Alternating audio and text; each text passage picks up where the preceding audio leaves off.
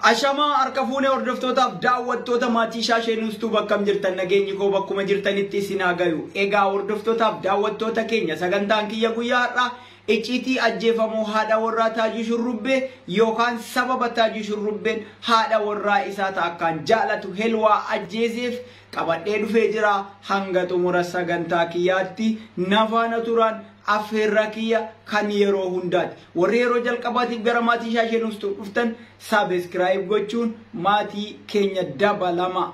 Egaa hordoftootaaf daawwattoota keenya gadda tokko biyya keessaa dhageenyee jirra. Innis maali yoo jettan haati Baqqalaa Garbaa deette guyyaa har'aa du'aan addunyaa kanarraa boqatanii jiranii fuulli rabbii isaanitti haa tolu jennaani. Baqqalaa Garbaa dabalatee maatii isaa hundaaf jajjabinna hawwinaaf. Egaa hordoftootaaf daawwattoota keenya icciitii keenya yookaan oduu keenya kan guyyaa har'aatti yoo dabarru Taajii Shurrubbeen sababa wal dhabbeen guddaan haadha warraa isaaf isa jidduu ture keessaa tokko sababa waraqaa jireenya biyya Jarmanii hin qabneef haadha warraa isaatiin yeroo garagaraatti walitti bu'aa ture. Akkasumas jaalala dhugaa waan irraa qabuuf hinaaffaanis onnee isaa keessa jirti. Mee kan waan wal qabatee viidiyoo tokko daawwannee walitti haa deebinu. Viidiyoon kun maali yoo jettan kan yeroo ishiin jirtu lubbuudhaan jirtu rakkoo isaa namoota isa beekanitti himaa turte bilbilaan jechuudha. Mee wal wajjin haa dhageenyu. San booda wantoota biraa wantoota ta'ama hunda waliin dhageenna. Nafaana tura. Warra isiidhaa kaasee Hamzaa Sheekh Jaabiritti ergi. Okay?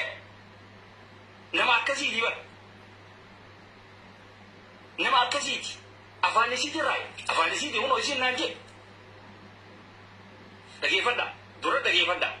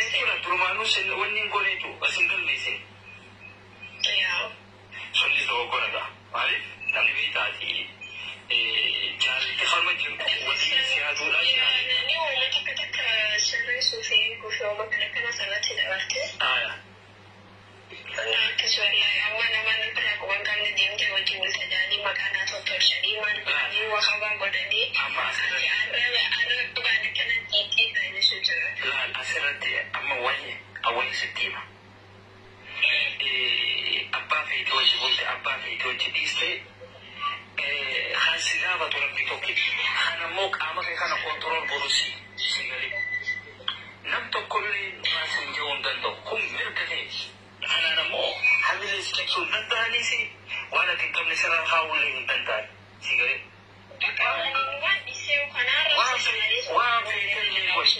Waan feetillee godhi kanaan immoo beekan tana dalagaa waan feetillee usii qabaatti bargittas qabaniiti sigareemi sossobanii wanni godhan malee namni bara jechoota akka kanaa akkasii qabaadde dalagaa qabnaarree qabnaan sagalee rikkatti qabna waan kana kun waan isaan qopheessan diraama sagalee waan sagalee rikoordiidhaa miti waan fedhan haa gabaatan waan barbaada naa godhan ambar waan nan godhan hin qabu yeroo qabna jaan tareentii jaarsi isaati ambar waan takka tadii sadin qabu waan nan godhan hin qabu takka achaariin bakulaaniitiin akka akkasii sadii barsiin hin bagan deemiitiin biraasu dhiira baga qabaati dhiira baga fuudhee jechaa hin ture naa akkas dhiyeetiin dabarsee inni immoo laaftuma kanaan ay qoyinni so waan takka illee wanni hin jenne isaan wajji wanni ta'e hanumaan dubbisa namoota tokkoon waaqaawwatu kanas wanta godhu jiru tokko isi maali bigaa lakkaatiin tun jaalala dhutti bari beekwaanii maali namni nama garagalu miti yoo xiqqoo wanta beekchuu yeroo muraasaan fudhateen nama garagalu ta'a yoo isa garagalu barbaade waan tokko sitti anamma asirratti waan tokko sitti sigalee akka baklaa wadaatitti waan tokko sitti anamma yooni intarnet yooni jaaladde yoo waraqaa gabaadde abu akkanaa bittana waraqaa liniin qaba hoottuga waan hin danda'uun siiniin godhaate hoottu na bira yooni hin qabaanneyo aboogaa si jaaladde hilwa waraqaa hin qabu yoon achirraa asi baasee asitti waliin eeganne maal fakkaata sibaasii isaanii miti baaraan sitte marani piroosa ana fitatee wal fuudhee barbaasheenni sumaan illee dabaasee fi kanan qabu ana fitatee fuudhee moo wal fuudhee achi booda fiilma dalaatee maaliif eenyummaa ishee takkatti naa guuteef wanti feestee nama akka aadaatti eegaluudha amma maallaqa sabdu garaa isa laate moo akka bigaa dubbii yaani maalleenyi kafalamuu qaba yaanii hamzaaleen dawwaleen haaromsu takka moo hamzaamamee nettu taa'e hamsa sheejjaa wanti ishee nageessa gosa fakan yaa sooti yaa kan ati kan qabne taatiin darbee fi yookaan fuuldura waan xiyyaarraa fuudhi jee dubbii wal suuraa sakaasee deemee godhan dhabanii suuraa sakaasee deemee godhaa jee suuraa sakaasee deemee sana yaa barbaadde godhaa jee wallahi isaa dheeraa laaybii kilaasee nuga arab sadarboon kana sooshaal miidiyaarratti nan basanii isaa dheeraa kilaasee nu meetaaju wallahi hamza jenjaa miti balaa hamzaadhaan sanggup sanggulani dadhabanii ammoo paaspoora eeggise gaafa boosaa isaanii jalaa fudhanii ture ammoo paaspoora san fuudhee kan bitannee biyya si argina booda afaan sodaachuu dide wanta kanne siima kaardii cufatee waan barbaadde waliin jireenii namaa si birrii asiin gahuudhaa sankuu nama ta'ee bulche isiin gatoo mana jala deemuu jira waan barbaade hunda godhanii dadhabanii bakka sanaa bakka sanii waan ani gabdee namuu waan tokko haraa osoo jira deemu jiru wanta isaati nama kanaatu poolisaa jira ammoo biyya seeraati waan godhe fixanii saayoo isaati walunaan ta'e innis wallee waan hin taane walumaa walii wanta jajjaanii waan irraa guban qabu as garagalanii isa kana wajjin bultee maarree jaanii arragallo buluudhaan buloksu godhaatiin jira Karotan toko-toko isin kucisa aja. Ayo namni waan jenne nama isin kucisa jira. Wanti asna kan induraan adda beeni si wajjin harka tokko walitti ta'anii ati akkanatti addunyaa sana qabuutu jira namni ni beeku. Ati hiriira irratti ni jiru. Walaa tiktoka waraabeessu. Waalaikum salaam wa rahmatullah. Dhageettanii jirtanii egaa hordoftootaaf daawwattoota keenya akkuma dhageettanitti jaartii isaa tana namni biyya Itoophiyaadhaa ol fide isin waraqaa sababa taajuu waraqaa hin qabneef yookaan waraqaa jireenya biyya sanii heeyyama hin qabneef taajuun waraqaan isaa rijektidha iyyatni inni gara mootummaa Jarmaniitti iyyate fudhatama dhabuudhaan rejektii godhanii jiranii sababa saniif jecha gizee yeroo ishiin biyyaa dhuftu namni biraa waan hundaarra danda'ee mallaqa immoo taajuun gimmaasha akka ishee afaan ishee irraa dhageettan kanatti walakkaa irraa danda'ee taajuun kafalee fi bifa sanii namni biraa waraqaa hojjetee fi isii gara biyya Jarmanii ol fide.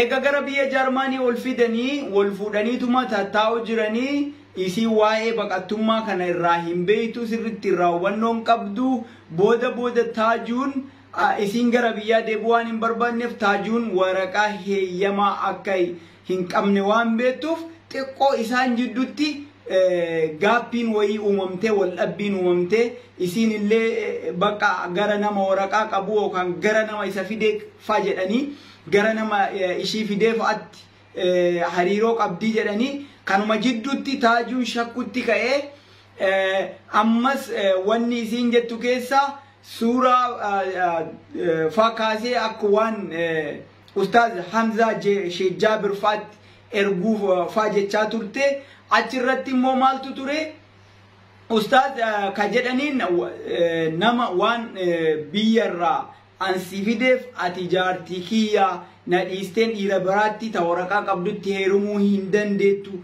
yoon immoo ka heerumtu ta'e nama warra social media akka Hamzaa Sheikh Jaabir fa'aatti himee ciitii kana ol baasaa biyyarraa fidee asin nagante jedheeni si himaa jedhee akka waan sodaachiseeti ka isin dubbattu jechuudha garuu inni immoo Taajuun jechuudha kanallee yaadee miti maal ragaan isaa immoo afaan Ustaaz Hamzaa Sheikh Jaabir irraa waan dhageenyeef kan Hamzaa Sheikh Jaabir gadi bahee guyyaa kaleessaa dubbatee jira viidiyoo waan inni jedhe sanillee ka wajjin dhageenyu ta'a kanaafu sababni guddaan wal dhabbiin isaanii sababa waraqaa dhabuu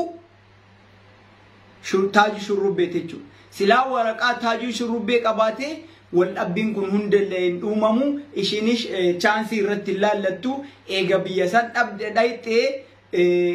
san dhayxee isinis chaansii irratti ilaallatti jechuudha akkam jechuudha isin nama waraqaa qabutti heerumte biyya sanitti hafuu biyya san jiraachuu barbaaddi jechuudha Taajuu waan waraqaa hin qabne biyya san yeroo muraasa booda hin gala biyyaa ari'anii gara biyyaa deebisan jettee waan sammuu isii amansiifte isin immoo chaansii irra barbaadatte nama biraa wajjin bulii ijaaratte jiraachuu barbaadde sababa kanarraa kan ka'e waan adda addaa jettee turte amma paaspoortii kiyya faanarraa fuudhanii kaampiitti geessinee kenninaa jedhan kaampiin sun bakka baqattoonni ta'an bakka baqattoonni iyyannoo kolgaltummaa itti gaafatan waan ta'eef nama paaspoortiin dhufe tokko akka seera baqattummaa biyyoota UN jechiin biyya UN keessa jirtu keessatti yoo ati biyya tokko irraa paaspoortiidhaan dhufte baqattummaa si mirkaneessuu hin danda'an sababa homaatiif biyyaan baane rakkoo homaatiif biyyaan baane kana hunda ka'uudhaan paaspoortii fa jalaa fuudhan sodaachisuuf jecha jechuudha isii sodaachisuuf jecha paaspoortii jalaa fuudhan yoo ati dhayxee gara biraa ka deemtu taate paaspoortii kee kana warra mootummaa biyya sanaatiif kennine akka baqattummaan kee hin mirkaneeffanne akka rijeekti fataatu si goona jedhanii akka waan sodaachisaniiti isin ka dubbatte Hamzaa Sheikh Jaabir immoo Hamzaan ana wanti ani beeku tokko hin jiru achirratti maal jedhe Aliyyi Saabit bilbila iyyuu na gaafatee narraa fudhate Taaju Shurrubbeen Aliyyi Saabit bilbila Hamzaa Sheikh Jaabir fidi jedheen maal gootaa jennaaniin micayyoon akkanatti na dararu jirti kana jettee sababa waraqaa kana godhattee na bira deemuuf jirti Hamzaa Sheikh Jaabirittiin si kennaa si himaa mana murtii gurraacha irra saa oolchuu jedhee ofirraa sodaachisaani bilbila Hamzaa Sheikh Jaabir naaf kennii jedheen mee viidiyoo sanis waliin haa dhageenyu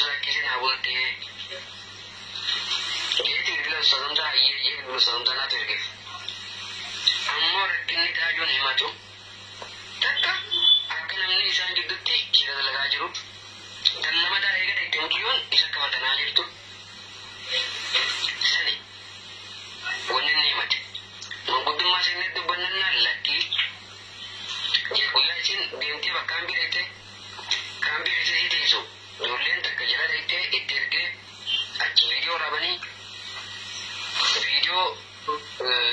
سنين التيرتي إيجاز ودا غلان غلتي سينس غلتي ما ديبتي نجان إدامتي هل تدامتي وياهان إذا وجه نسكرين رتيزتي ويا جماعة ولا كذا سبتيتو كيما نزال نكى أنا من أفهم بدي أفهم لكن إذا نوجه أجداني إذا في بكرجا أدنى ما ما تجوبتي تبجادون إذا نكسر نزال رتيزتي كوكان دولا بغنا كيان كرما هنيا رفته يعني كم تجوبه يتى نسيمتي بركة أكيد ولين شاشة kita bulan itu, anda beri kenapa saya melihat beri saya mau kasih jawaban. Amma kajian kana, rakko taju berkaitan dengan ini. Polisinya korektif basu dan ini. Ila jalan tidak gitu kecapek. Ustazam sahaja, mudah meneramkan dan ini. Video rabi mari boleh minta boleh kita nama muda sendiri sahaja. Bukti jiran biambati. Namnyo angam berol biade. Jirannya oleh kerja sini serkan itu dia mun dan tawajud. Sistemnya biasanya itu mana ya? Atau bidangnya timid khalas. Nabi diga isa. Maka nama bahaya. Nabi tanah nabi fidi. Inna lillahi wa inna ilaihi rajiun. Isi itu Rabbil rahmat aku tu. Nabi kita anu. Isamu. Wan kana kau deh. Rabbi tu kecapek. Aku masih timeti, dah jualit dia na, begitu sesuatu tu le, bola tu, dah jual nama mesti bermati mesti nama lu kau kalle, kira ni, wan suawan je zaman kan mungkin, aku mau ke kerja sana, dia kau kalu, karena aku, urban berlapis, jer api, amal ini apa, agak batu male. Saya kata ni, saya lupa jadi, apa tu nama? Ane ni dia macam ia bisa lagi kamu. Ibu tak kanuman dah wajib berkentaan dia, dan tu nak kita start. Kalau pada dia semua saya kata tu.